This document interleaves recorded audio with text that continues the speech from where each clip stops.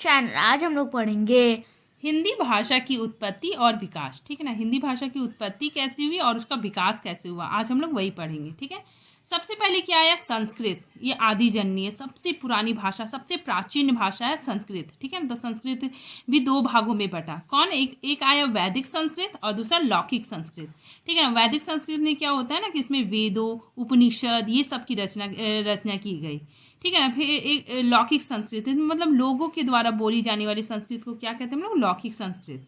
ठीक है ना, तो इसका आरंभ कब हुआ? 1500 से 500 ईस्वी पूर्व। और इसका वैदिक संस्कृत का 1500 ईस्वी पूर्व से 1000 ईस्वी पूर्व तक। ठीक है, अब देखिए लौकिक संस्कृत आने के बाद फिर धीरे धीरे क्या होने लगा ना, उसके बाद पाली भाषा आया। ठीक है, उसके बाद क्या हुआ? प्राकृत भाषा आया।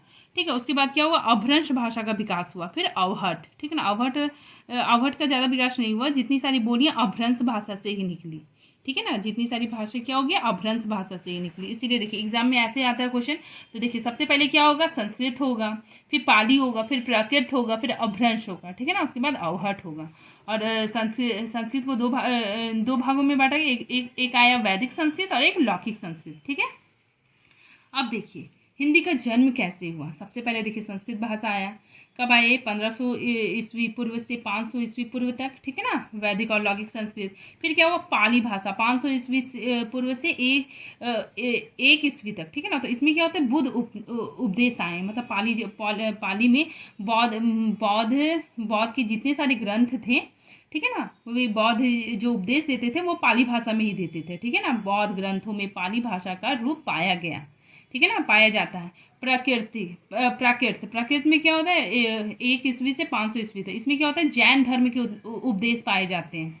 अभ्रंश क्या हो? जो लोक भाषा हो गए। ठीक है, उसके बाद हिंदी 1000 ईस्वी से अब तक। ठीक, चलिए हिंदी का उदय अभ्रंश से ही हुआ है। ठीक है ना, और अभ्रंश से ही भाषाएं निकली। जितनी सारी भाषाएं कहाँ से निकली? अभ्रंश से ही निकली है। ठीक है, अभ्रंश से ही सारा विकास हुआ है। ठीक है, देखिए अभ्रंश शब्द का प्रयोग सबसे पहले देखिए आप लिखें, अभ्रंश शब्द को किसने दिया? पतंजलि ने दिया। ठीक है, साहित्य लिखना किसने शुरू किया? सबसे पहले इसमें साहित्य की रचना किसने किया? स्वयंभू ने। ठीक है, अभ्रंश को कितने भागों में बांटा गया? 6 भागों में। ठीक है, अब हम लोग पढ़ते हैं अभ्रंश के प्रकार। ठीक है, देखिए अभ्रंश को 6 प्रकारों में बांटा गया। ठीक है ना, अभ्रंश के कितने हुए? 6 प्रकार हुए। कौन हुए? एक होगा सौरसैनी अभ्रंश, अर्ध मागधी अभ्रंश, मागधी, खस, ब्राचर और महाराष्ट्री। ठीक है, इतने सारे 6 भागों में मतलब अभ्रंश टूटा। ठीक है, इसके प्रकार हुए। फिर क्या हुआ ना कि इससे भी बोलियां निकली। इससे क्या हो गई? बोलियां निकली। देखिए सौरसैनी अभ्रंश से कौन कौन से बोलियां हैं? पश्चिमी हिंदी, राजस्थानी हिंदी और गुजराती हिंदी। अर्धमागधी से पूर्वी हिंदी, और मागधी से बिहारी हिंदी, बंगला, उड़िया, असमिया। खस से क्या हो गया? पहाड़ी हिंदी। ब्राचड़ से क्या हुआ? सिंधी और पंजाबी। और ये महाराष्ट्री से मराठी। ठीक है, तो ये सब बोलियां निकली। तो कुछ कुछ होता है ना, कुछ कुछ बोलियां क्या हो गया ना और विस्तृत रूप ले लिया, तो वो क्या बन गया? उपभाषा बन गए। जैसे देखिए पश्चिमी हिंदी से बहुत सारी बोलियां निकल के आई, जैसे खड़ी बोली, ब्रज भाषा, कनौजी। तो ये क्या हो गया? पश्चिमी इसका विकास होता चला गया। ठीक है ना, तो इसको उपभाषा के कैटेगरी में रखा गया। ठीक है ना, राजस्थानी हिंदी, इससे भी विकास हुआ बहुत सारी बोलियों का। पूर्वी हिंदी का भी हुआ। फिर देखिए गुजराती से कुछ नहीं, गुजराती ही रहा। ठीक है ना, तो इससे विकास नहीं हुआ। ठीक है, पूर्वी हिंदी से भी विकास हुआ, बिहारी हिंदी से भी बहुत सारी बोलियां निकल के आई, पहाड़ी हिंदी से भी बहुत सारी बोलियां निकल के आई। ठीक है, इसीलिए मैं यहाँ पे देखिए हिंदी में 5 उपभाषाएं हैं। अब उपभाषा क्या है कि जब उपभाषा का क्षेत्र बड़ा हो जाता है तो वह भाषा का रूप ले लेती है। ठीक है, मतलब ये उपभाषा से बहुत सारी बोलियां निकल के आई। जैसे देखिए 5 उपभाषा हिंदी में कौन कौन है? पश्चिमी हिंदी, राजस्थानी हिंदी, पूर्वी हिंदी और बिहारी हिंदी और पहाड़ी हिंदी। ठीक है, देखिए ये डायग्राम देखिए आप, ये पश्चिमी हिंदी, ये सबसे क्या होंगे? बहुत कई बोलियां निकल कर आई। ठीक है, और हिंदी में 5 उपभाषाएं। पहला आ गया पश्चिमी हिंदी। पश्चिमी हिंदी के अंतर्गत कौन कौन से बोली आएंगी? खड़ी बोली, हरियाणवी हरियाणवी, ब्रज भाषा, बुंदेली और कन्नौजी। ठीक, अब आ गया नेक्स्ट राजस्थानी हिंदी। इससे भी 4 बोलियां निकल के आई। कौन कौन? देखिए मरवाड़ी, जयपुरिया, मालवी और मेवाती। ठीक है, तो इसको आप ट्रिक से भी याद कर सकते हैं। जैसे राजस्थान में बहुत मतलब चल के आते हैं लोग। ठीक ठीक है। तो क्या होता है ना कि मामा जमे, मतलब मामा आके जम गए, उनकी खातिरदारी हुई तो वो क्या हो गया, जम गए। ठीक है। तो देखिए माँ से मरवाड़ी हो गया, फिर माँ से मालवी हो गया, ज से जयपुरिया हो गया, मैं से मेवाती। मतलब इस ट्रिक से भी आप लोग याद कर सकते हो। ठीक है। और मेवाती उत्तरी राजस्थान में बोला जाता है, मालवी दक्षिणी राजस्थान में बोला जाए, जयपुरिया पूर्वी राजस्थान में, और ये पश्चिमी राजस्थान में। ठीक है। तो ये ट्रिक से भी याद रखिए, यहाँ पे ता लिखा होता है उत्तरी हो गया, पू हो गया तो पूर्वी हो गया। ऐसे ट्रिक से भी आप लोग याद कर सकते हैं। और मीरा के पद मरवाड़ी बोली में ही पाए जाते हैं। ठीक। अब देखिए उसके बाद क्या है, पूर्वी हिंदी। पूर्वी हिंदी में भी 3 बोलियां लेके आई। ठीक है ना। इसका देखिए ट्रिक आप याद कर सकते हैं, ABC। ए से क्या हो गया, अवधी। ठीक है। बघेली और छत्तीसगढ़ी, ये क्या है, पूर्वी हिंदी की बोलियां हैं। ठीक है। नेक्स्ट आ गया पहाड़ी हिंदी। ठीक है। ये क्या होगा, खस, खस से निकला हुआ है। ठीक है। तो ये पहाड़ी हिंदी में भी 2 बोलियां हो गई, कौन, पश्चिमी पहाड़ी और ये मध्यवर्ती पहाड़ी। पश्चिमी पहाड़ी में क्या होता है कि शिमला के आसपास बोले जाने आसपास के क्षेत्रों में बोले जाने वाला ये बोली है। ठीक है, पश्चिमी हिंदी। और फिर मध्यवर्ती हिंदी को 2 भागों में बांटा गया, कुमाऊनी और गढ़वाली। ठीक है ना। एग्जाम में पूछा जाता है कि गढ़वाली क्या है, तो वो क्या है, पहाड़ी हिंदी है। ठीक है। वो क्या है, पहाड़ी हिंदी है। कुमानी की कौन सी है, तो पहाड़ी हिंदी। मतलब ये बहुत बार एग्जाम में पूछा जाता है। नेक्स्ट हम लोग देखते हैं बिहारी हिंदी। ठीक है। तो ये मगध से निकला है। तो बिहारी हिंदी में भी 3 बोलियाँ आती है, कौन कौन आती है, भोजपुरी, मैथिली और मगही। ठीक है। देखिए, और ये जो भोजपुरी का बहुत विकास हुआ। ठीक है। हिंदी में सबसे अधिक बोले जाने वाली बोली है भोजपुरी। ठीक है। और एक भिखारी ठाकुर भोजपुरी का शेक्सपियर है। ठीक है। चलिए अब देखिए ये डायग्राम देखिए, इससे भी आप बहुत इजीली याद कर सकते हो। ठीक है। आप लोग ऐसे इसको बनाइए। ठीक है। देखिए यहाँ पे मैंने यहाँ पे लिखा है बाबू को कब्र। ठीक है। तो बा से आपका आ गया बांगरू। ठीक है। हरियाणवी और बांगरू दोनों सेम ही हैं।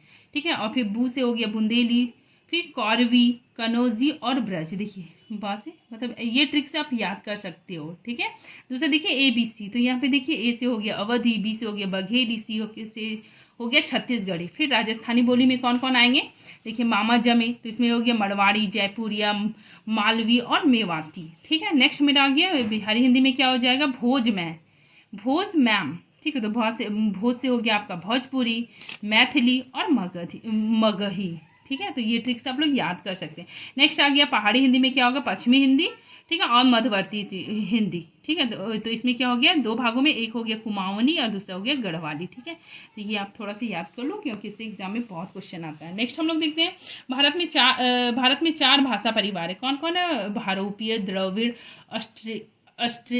ऑस्ट्रिक और चीनी तिब्बत। ठीक है।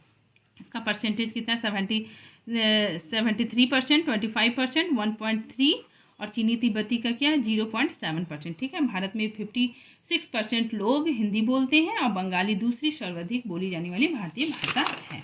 ठीक है। अब देखिए कुछ तथ्यों के बारे में हम लोग बात कर लेते हैं। ठीक है।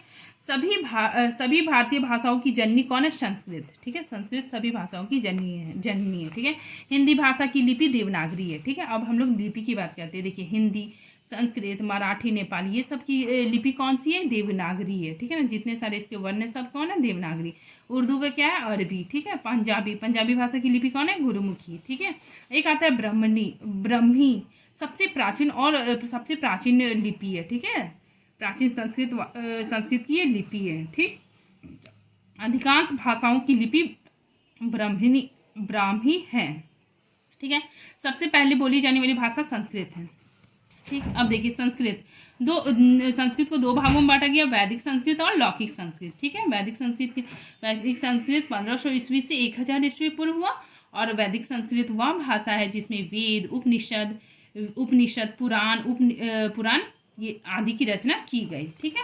अब देखिए वैदिक संस्कृत में कुल 52 ध्वनियाँ होती है, और संस्कृत भाषा का उल्लेख सर्वप्रथम ऋग्वेद में मिलता है। ठीक है। संस्कृत को आर्य भाषा, ये क्वेश्चन बहुत इंपॉर्टेंट है, आता है एग्जाम में। संस्कृत को आर्य भाषा या देव भाषा के नाम से भी जानते हैं। हिंदी की आदि जननी भी वैदिक संस्कृत को ही कहते हैं। ठीक। नेक्स्ट है प्राचीन भारतीय आर्य भाषा वैदिक संस्कृत है। ठीक है ना। वेद का अर्थ क्या होता है, ज्ञान।